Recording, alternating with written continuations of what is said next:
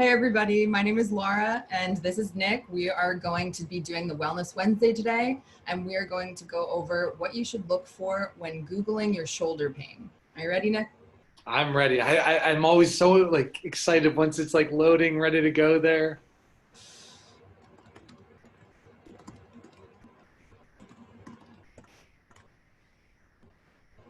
Plus these ones are just fun because I can never wait to see what pops up. All right, first one here is on Healthline. Sore shoulder remedies and easy remedies at home. Starts with anti-inflammatory medication. Yeah, that's always such a big thing for me. Like when I see anti-inflammatories, I immediately think you should be seeking help of some medical professional. I'm not saying that they're a no, but just because they're over the counter, like I'm pretty sure ibuprofen didn't even used to be over the counter. Like that's just been changed. I think it was in like the 80s where that got changed, if I'm not mistaken. But so stuff like that, where no, get this checked out before you jump to some of that. So that one always makes me cringe when you just see that right off the bat. Yeah, as the first one too on the And list. that's exactly it, right? Hmm. Uh, Cold compress, yeah. Is it gonna fix anything? No, but can it help it calm it down, make it feel a little bit better? Yeah, I mean that works. Compression, however, compression if it's your elbow, if it's your wrist, your ankle, your knee, maybe the shoulder's a little bit harder to wrap. So not that it might not help, I just think it might be a little bit more challenging to do. Yeah, I don't know if I'd be able to wrap my shoulder myself. Maybe Yeah, if somebody and especially if you can't do it, like if you have to do it yourself, it's going to be a lot more challenging. That's a really good point. Yeah. Okay, heat therapy. So this is kind of similar to the cold. Yeah, and again, is it going to fix anything? No, but I think heat, ice, going back and forth, definitely both of those can be just used well. Like it's not, again, it's not going to fix anything. Like there's still something going on causing that pain for you, but to help it calm down. And I think before you would jump to any of the NSAIDs or even like the next one, muscle relaxers, like it'll be a good go for you. Yeah. And that's what I think we talked about this a little bit when we went over knee pain about like heat and cold. It's just a temporary topical, solution to distract you from the pain. And that's just it. Yeah, what's called like the analgesic effect. So like it gives so much input to your nerves that they don't necessarily get the same pain inputs, those sensory pain inputs. So it just kind of scrambles that all up for lack of a better term. But yeah, does it help it feel better? Yeah, it'll absolutely help it feel better and help with that. But again, it still is not addressing the issue of whatever was causing it to become inflamed, irritated, whatever it is to begin with. Okay. And then we're on to muscle relaxants and pain medication.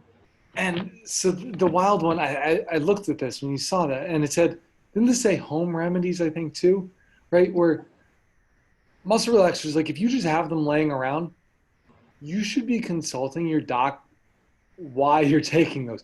If you've already gone and okay, it's for your shoulder, they already gave them to you, and that's what you're using, fine, that's not a problem. But if oh yeah, I hurt my back last year and I still have some there, yeah, I'll take a few, see if it helps my shoulder.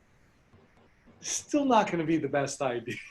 Yeah. So and like yeah, you will need a prescription from your doctor. Yeah, it says it right here. Remember, they can cause drowsiness.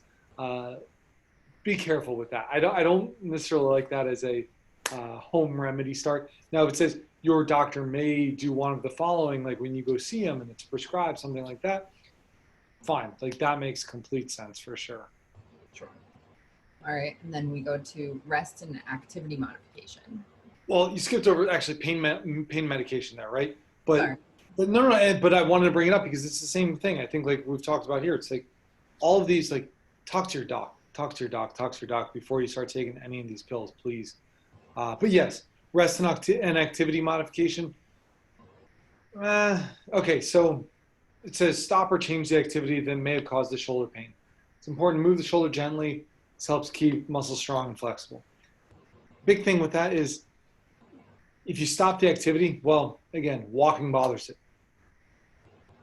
So you're just going to stop walking? No, you have to get to the bottom. Again, why is the walking bother it? So I think, again, This one had some actually really good ones that are just going to be, hey, good places to start, but then activity modification. Now, yes, I really like that, right? Not just completely stopping doing an activity, but how can you do an activity either, well, twofold, learn to do it properly, but then also how can you do it in the short term to still make sure that because you don't want to lose that overhead range of motion Yeah. where if you lose that, then you can be into a lot of other problems. But okay, how can I maybe do that passively where I'm not using the muscles? So in the short term, just getting that through that motion so you don't lose that motion, both at the joint, all of the muscles, everything just surrounding that. So yes, sometimes it's a modification, sometimes it's a rest, but that rest usually goes in the way of a modification, not just stopping doing something. You got to keep moving. That's going to be a Sure, big. especially if it's a part of your daily activities too. You can't avoid using your shoulder, you have to use it. So might as well use it right. And Um, sometimes some of the like if I do everything with my right hand and now I just glue it here and I'm always going with the left hand all over the place, well, that can also then cause just I'm trying to go like reaching this way. You can cause other problems now with your neck, with your other shoulder, just whatever it might be, just from going in such awkward positions. sure, sure. Okay, so there are some, and this is like we always say, like when you Google it, it's very generic. There are some good points, but none of them are addressing your cause. So that's always something to be careful about. So what we have is an ultimate guide magazine to your shoulder pain coming out. And you can go to www.robinsptwest.com/guide and you will scroll down and you will see shoulder pain. You click here to get one, and then you fill out all of your information and we will be sure to send you one, or you can pick one up in the office. We're going to be having those very soon. So in that though, you'll know how to do self-tests, you'll find out causes, you'll find out exercises, stretches, everything you need to know to get rid of your shoulder pain and all the resources that you could possibly want. So A lot more home modifications than we saw today. Although today's only part one. today's part one. Be sure to look out to on our Facebook page. We're going to post some more Google points that Nick and I are going to cover and show you what to look out for. So Check out, guys. And I must say, the shoulder pain picture here is probably my favorite. Like, you could see the guy's bones through his suit. That is fantastic. yeah. Okay, but we do have a code word today. So anybody who comes in after watching this and says our code word, just let our aides know. Today it is rotator cuff. Rotator cuff. So There you go, guys. Can't wait to hear people coming in with the code word. all right, everybody. If you have any questions, like always, just feel free to message us or give us a call at 610-841-3555, and we'll be happy to help however we can. Thanks. Bye, guys. Have a good one.